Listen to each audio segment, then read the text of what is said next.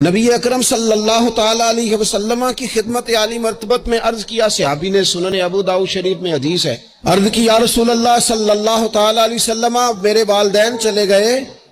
تو کیا میں ان کے جانے کے بعد بھی ان کے لیے کچھ کر سکتا ہوں؟ تو نبی پاک نے 5 باتیں ارشاد فرمایا ہاں، ایک تو ان کے لیے دعا مانگا کر، دوسرا اللہ کے محبوب نے فرمایا ان کے لیے استغفار کیا کر، تیسرا رسول کریم علیہ السلام نے فرمایا اگر انہوں نے کسی سے کوئی وعدہ کیا تھا تو اسے پورا کر دے، اگر تجھ سے ہو سکے، اور رسول کریم علیہ السلام نے فرمایا اگر ہو سکے تو ان کی طرف سے صلہ رحمی بھی کر، یعنی ان کے رشتہ داروں سے اچھا سلوک کر، اپنے چچاؤں کے ساتھ تو نیکی کر، اور اگر تیری والدہ کی طرف سے تو نیکی کرنا چاہے تو اپنے ماموں کے ساتھ، خالاؤں کے ساتھ تو اچھا سلوک کر، اور پھر 5ویں نمبر پر محبوب نے فرمایا اپنے والد کے دوستوں کی تعظیم کر،